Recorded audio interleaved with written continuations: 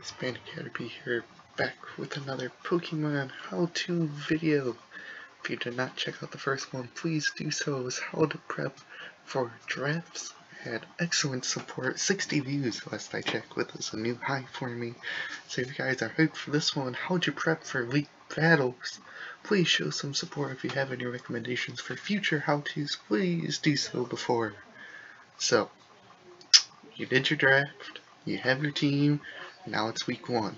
A lot of people get distracted by the prepping aspect of it. They usually make mistakes, they regret their prepping process, they always ask, how do I get better at prepping? And hopefully I can do this. So step 1 that I always look when I prep for my battle, look for a common weakness. Does one type of Pokemon wreck your opponent's team? If you did the fun draft and drafted a mono type team, obviously there's a common weakness. So you bring, say, grass types against a mono water team, or you say grass type against a mono rain team. Also, this could affect your sets.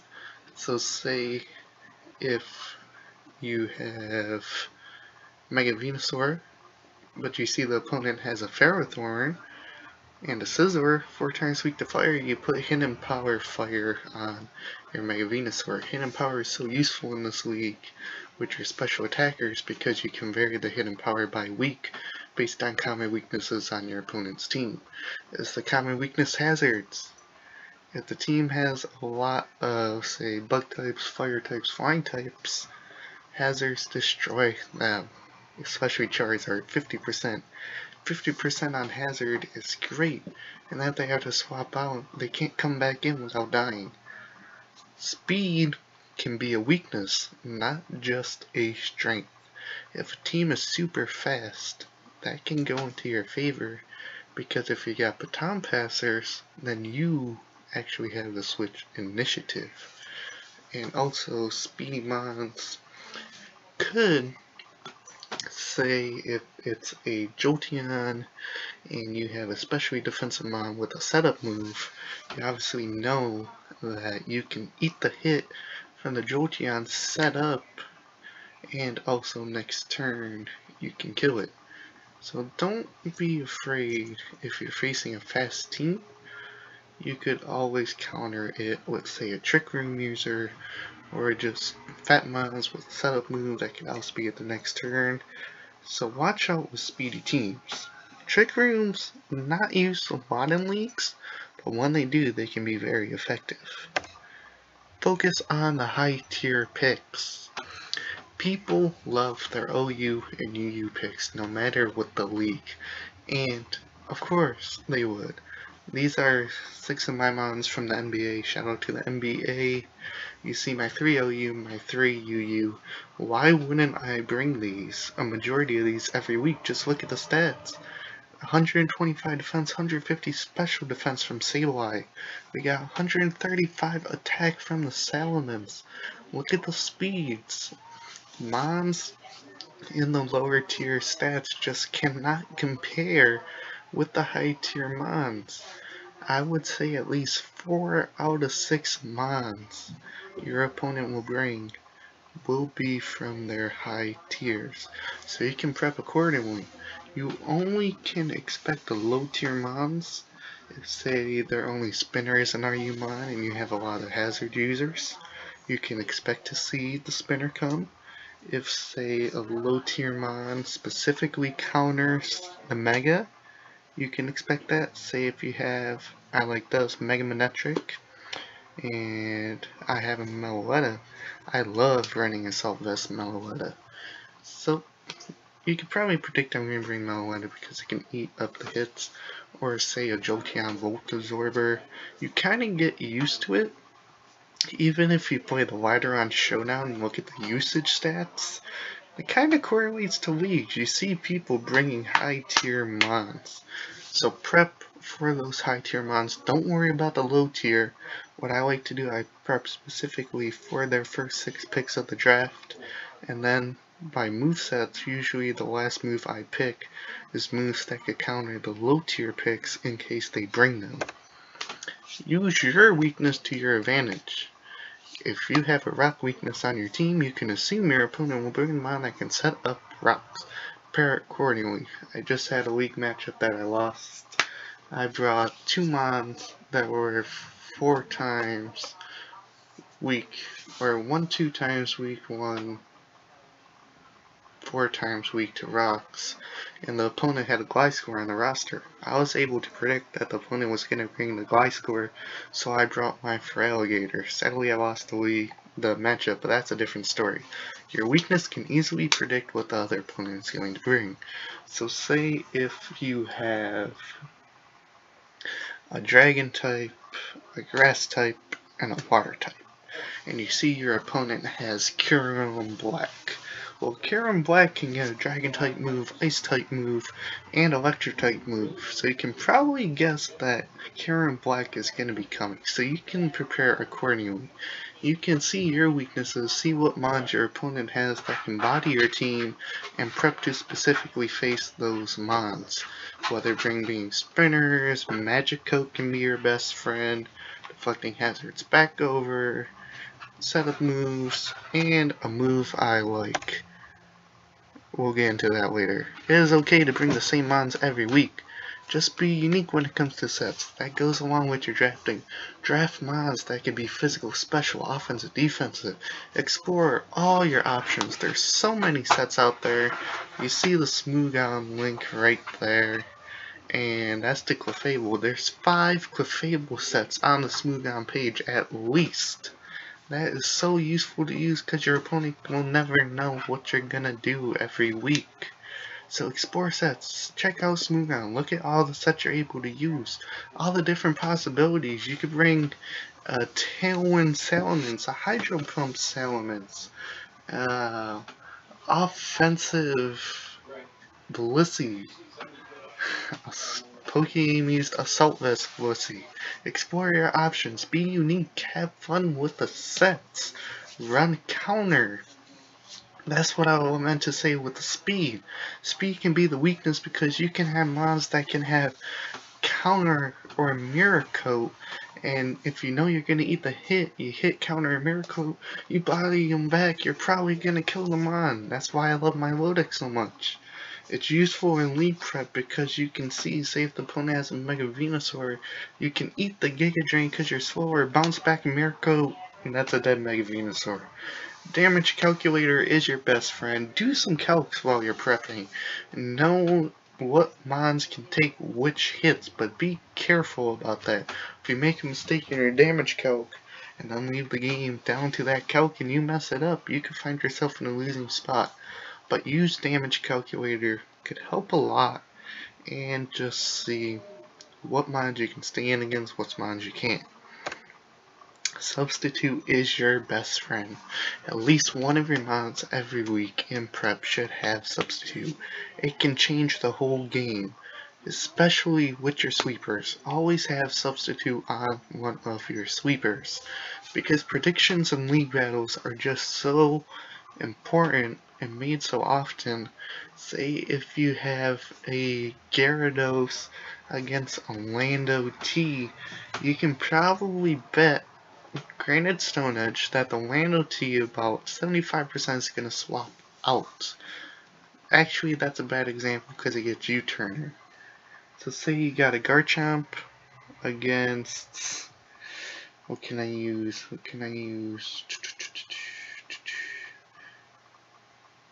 It doesn't matter, really. Or even, you get the idea what I'm trying to say. If you can predict your opponent's going to switch and you have a setup move, you could substitute. And then you guarantee a turn where you won't be taking any damage, with some exceptions like Hyper Voice. So say, here's one I like to use. You have a Thundurus, he has a Gyarados, and he has a ground type on the bench. You can probably guarantee 75% that the Gyarados is going to get swapped out, especially early into the game, into that ground type. So what do you do with your Thundurus T? You substitute, and then you're in a position you could either set up, You could click the next appropriate move to counter the next mon. You're in a great position. Substitute is so useful, especially against Sucker Punch users.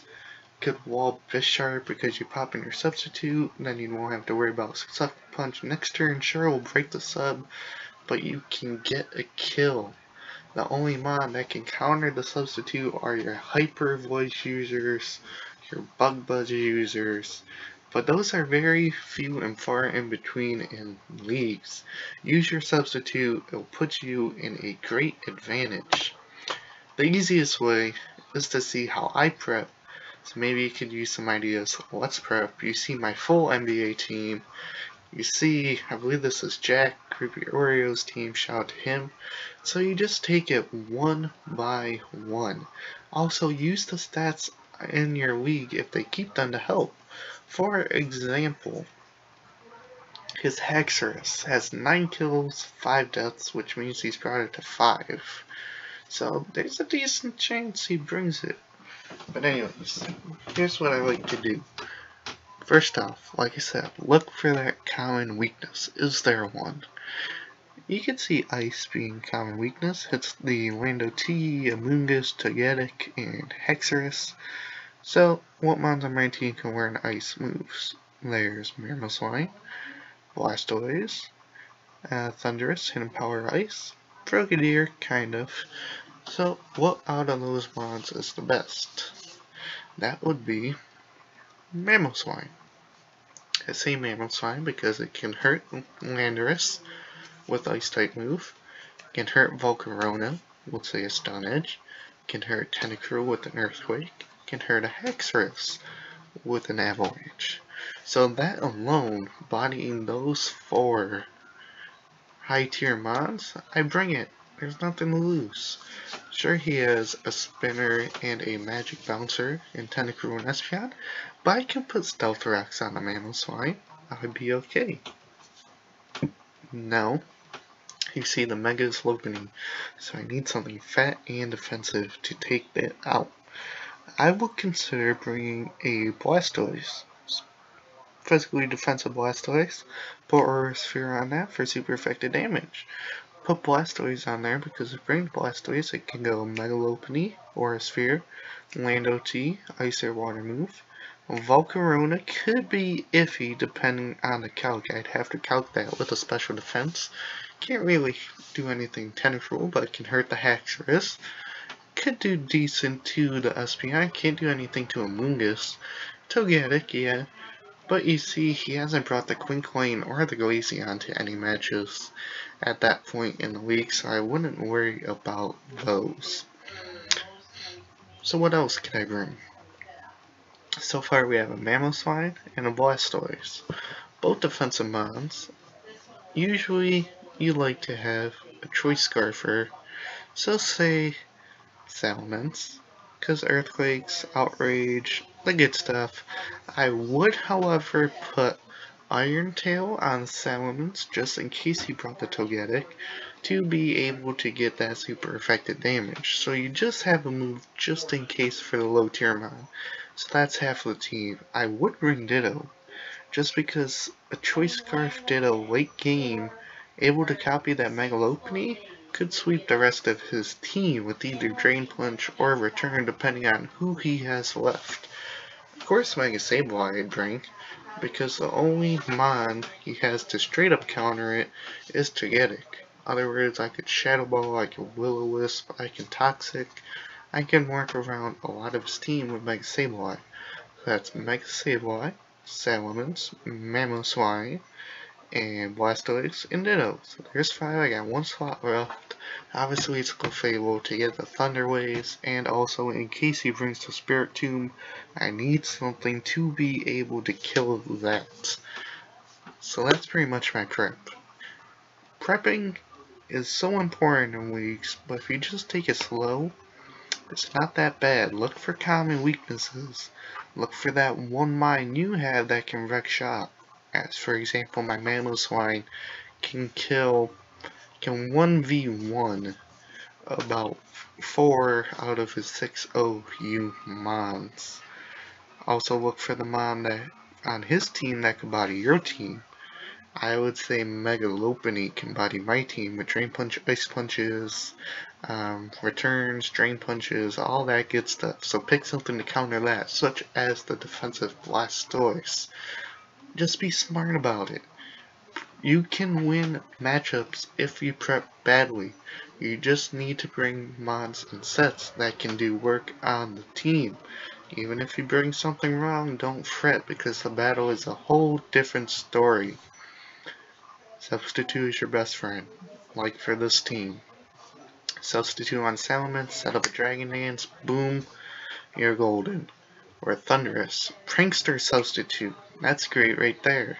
Get in there, you have Thunder Waves, Basti Plot, all that stuff. So that's it for me. I thank you all for watching. Hopefully this video did help. If you need clarification, let me know. If you need a part 2, maybe let me know. Or more examples. I am here to help. I thank you all for watching. And remember, a Caterpie can one-hit KO a Hoopa Unbound.